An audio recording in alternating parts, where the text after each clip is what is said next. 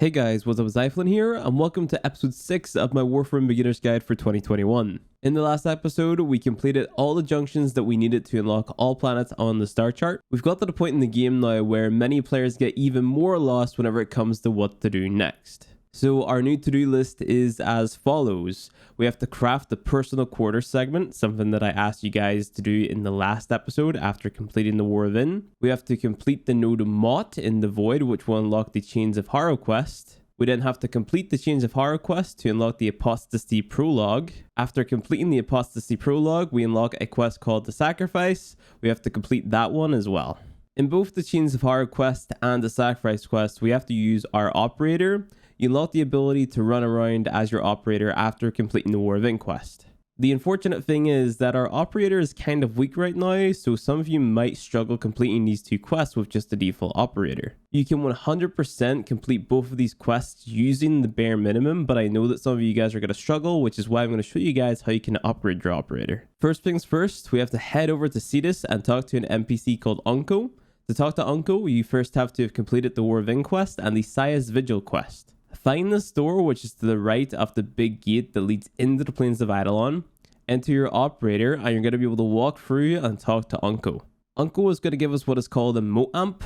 Amps are modular operator weapons, which allow us to channel the operator's void energy in different ways. Unfortunately for us, the Moat Amp really sucks, and I mean it really sucks, so it's in our best interest to upgrade from the Moat Amp as fast as possible. I mentioned that amps are modular, meaning you can mix and match the parts to craft them. Amps are composed of 3 different parts: a prism, a scaffold, and a brace. On screen now, I'm going to show you guys a little infographic or chart showing you the different amp parts, which are separated into 7 different tiers. The first amp that we want to craft is the 123 amp, so we need to pick up the Railjack prism, the Straxon scaffold, and the Lauren brace. So you might be wondering, how do we go about getting these different amp parts to craft our first amp? Unfortunately, it's not going to be easy. First, what we have to do is collect sentient cores to rank up with Unko, as he counts as a syndicate and offers blueprints for the amp parts. You may have some sentient cores laying around in your inventory, as you can get them by killing sentients, but you probably won't have enough to make any meaningful progress. The fastest way to farm sentient cores is by killing or capturing Eidolons, which again isn't easy, as you need to have a good amp to take an Eidolon down. Eidolons are boss enemies that spawn on the plains of Eidolon at nighttime. Unfortunately, what I'm going to recommend to you guys is that you join a public Eidolon hunt by talking to Konzu at nighttime and starting the Tearless Eidolon Hunt bounty while your party privacy is set to public, and hope someone in your party is good enough to carry you. Before you do that though, I recommend going to your dojo's Tenno lab and picking up a few things. Pick up the Archwing Launcher segment, Banshee and all of her parts, Volt and all of his parts, the Itzel Archwing and all of its parts, the Amisha Archwing and all of its parts, and finally the blueprint for the Lockpin. You want to start crafting all of these things as soon as possible. The Lockpin, I want you to craft 3 of them for now. The Archwing Launcher segment is going to allow you to craft and equip the Archwing Launcher to your gear wheel. Before we're able to craft the Archwing Launcher though, we need to do some fishing over in the plains of Eidolon. Before we do the fishing though, we're going to head to each open world player hub and pick up a bunch of items from pretty much all of the vendors. In Cetus, first I want you guys to talk to the fisher Hyluk. Hyluk is going to offer free fishing spears, peppered and twilight bait, and finally luminous dye. You want to pick up 1 of each fishing spear. Different spears are used to catch different types of fish. However, Volt has a passive called Static Discharge, where as he walks around, he builds up 5 electric damage per every 1 meter traveled, which allows you to circumvent the need for different spears. For context, I've only ever bought the Param fishing spear for the plains of Eidolon on my main account, and I've got by just fine. It just limits me to only using Volt whenever I'm doing fishing. Pick up like 10 or 20 of the Pepper Bait, Luminous Dye, and Twilight Bait. Once you've done that, head over to Old Man Sambat. He's going to offer blueprints for different gems such as Tier Azurite, Pyrotic Alloy, Estradivar, etc, etc. You should pick up 1 of each of these blueprints as soon as you can. All of these items cost standing from the Cetus Syndicate, so if you don't have enough standing to buy any of these items, go and play some bounties in the plains of Eidolon and then come back. As you rank up your standing with the people of Cetus, you're actually going to be able to get some of these items without having to spend the standing on them. Similar to how syndicates work, you get to pick 1 item for every time that you rank up. Once you've got those items, back out of Cetus and head over to Fortuna. We're basically going to be doing the same thing, except this time we're going to be spending our Fortuna standing for the items that we're picking up. First, we want to talk to the business. You want to buy a Trank Rifle, all available Echo Lures, the Shock Prod Fishing Spear, and then 10 or 20 of all available fish bait. Important note that Vault's passive doesn't work on the fish in Fortuna, meaning you can't use the fishing spear from the plains of Eidolon to catch fish on Fortuna. Leave the business and head over to Smokefinger, talk to him and buy the Sunpoint Plasma Drill. This is the tool that we're going to use to mine minerals on all of the open worlds, and then buy all of the blueprints for all of the ores and gems that you can. Leave Fortuna and head over to Necrolisk. In Necrolisk, talk to Otak, buy all of the gems and ore blueprints that you can, then head over to Sun, buy all of the Echo Lures from him that you can as well. Lastly, head over to Daughter and buy the Sparry Spear from her. Go to your gear wheel, equip one of the spears that you bought, the Tranquilizer and the Sunpoint Cutter. Head into the plains of Eidolon, head to any body of water, bring out the spear that you equipped to your gear wheel and make sure to use the spear that you bought from the Fisher in Cetus. You can hold down 1 to swap between the different spears that you bought. Catch some fish and then head back to the Fisher in Cetus, cut up all of the fish, and this is going to give you some of the fish oil that you need to craft the Arcwing Launcher. Craft the Arcwing Launcher, then equip it to your gear wheel, and this is going to let you use your Arcwing freely in all of the open worlds. To summarize everything that we have to do in all of the open worlds, we need to purchase the reusable blueprints for all of the ores and gems, make sure that you have a decent collection of fish bait for each open world, have at least 1 Trank Rifle, which you can get from Fortuna or Necrolisk, have a laser cutter from Fortuna, pick up any and all Echo Lures for hunting, and have all available fishing rods. What I recommend doing on a daily basis is running bounties and then fishing and mining as much as you can while doing these bounties. The more you fish and the more you mine while doing your bounties, the less of a headache these activities are going to be later on whenever you need to do them. You need resources from fishing and resources from mining to craft the different parts of your amps. It's important that you shoot for max rank with each of the open worlds, as not all of the fish bait and gem blueprints are going to be available to you if you're not max rank, which means you're not going to be able to craft all of the really strong amps.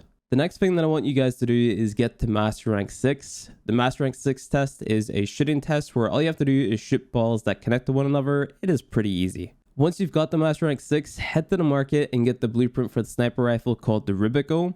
This sniper is what we're going to use for Eidolon hunting. At Master Rank 10, you can swap this out for the Lanka, and then at Master Rank 12, we can get the prime version of the Rubico, which is basically meta for Eidolon hunts. For our first hunt, we're going to be using Rhino. Try to copy the build that I've got on screen now. This build focuses on power strength and power duration for his roar ability.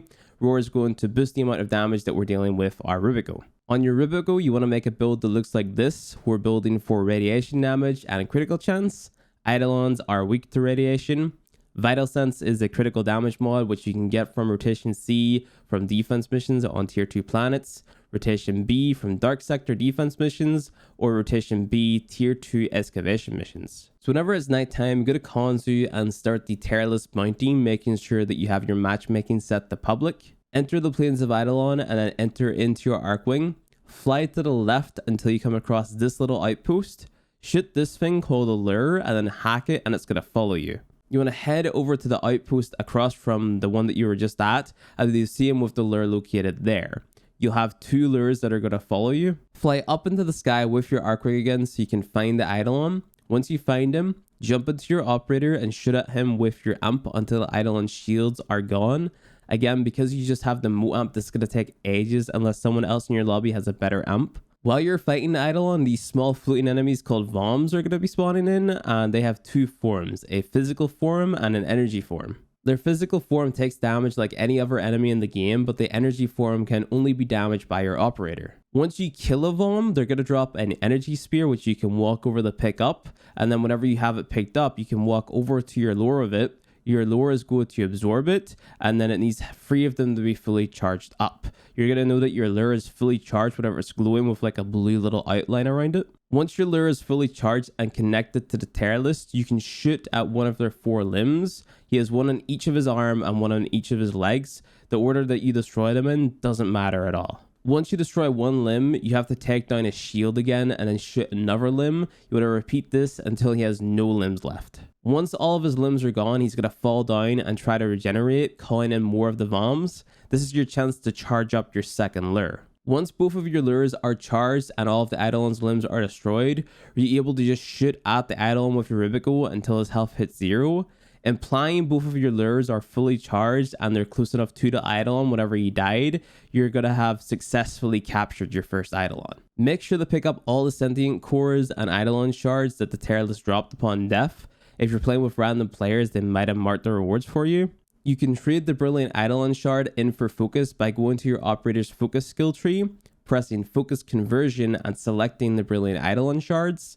It's worth noting that the focus gained via trading Brilliant Eidolon shards has no effect on your daily focus cap, meaning the focus that you obtain via your focus lens. In the description below, I'm going to link you guys to a Warframe Hub website, which you can use to track whenever it's nighttime in the Plains of Eidolon and a bunch of other stuff. You want to be doing Eidolon hunts as often as you possibly can to maximize how many sentient cores you have. On top of doing the Eidolon hunts, we're going to be maxing our daily focus capacity with Saren.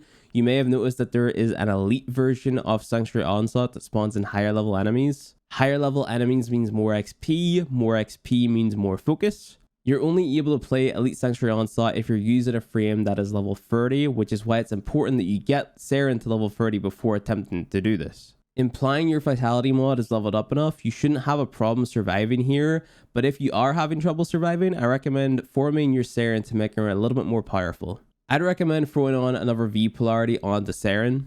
Around about now, you're probably finding yourself running low on credits and the like, so to farm credits, we have two options. Option number 1, you can do high level Dark Sector defense missions like Satura on Pluto, stay for 5 waves and then extract. Or we could do option 2, which requires us to play and complete the Glass Gambit quest to unlock the game mode called the Index. The Glass Gambit quest basically acts as a tutorial for the Index. Once you've completed the Glass Gambit quest and unlocked the Index on Pluto, I recommend running the medium risk investment over and over to farm up credits. There are better methods of farming credits later on, so don't burn yourself out on the Index. By now, you've probably accumulated a nice collection of relics, so now would be a good time to start opening them up. I recommend opening them in capture missions and exterminate missions as they're the fastest.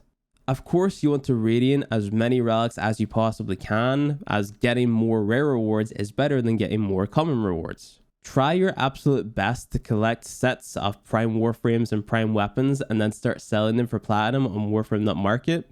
Of course, farm up sets for yourself as well, but if it were me, I would prioritize selling sets for platinum first. Every 2 weeks on a Friday, a void trader called Baro spawns in one of the relays. He sometimes brings prime mods that are really good.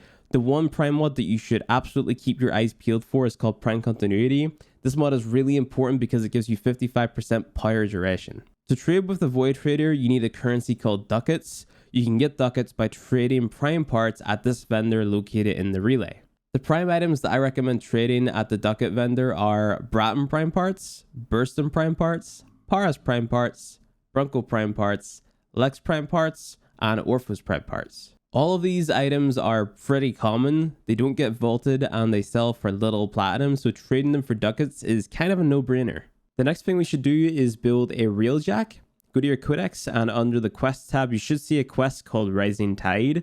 This is going to have you go to the market and purchase a new Cephalon called Cephalon Sai, craft him, and then Cephalon Sai is going to instruct you on how to build a Railjack. The quest is going to take you a minimum of 6 hours to complete, as it's going to ask you to dump a bunch of resources, wait for an hour, play a mission, and then repeat that process 6 times. Once you've done that though, you'll have your Railjack and access to Railjack missions, which we're going to need for the next episode. Speaking of the next episode, I'm going to leave this episode off here. Thanks for watching, guys. If you enjoyed it, hit like, subscribe for more Warframe content, and I'll see you guys in the next episode.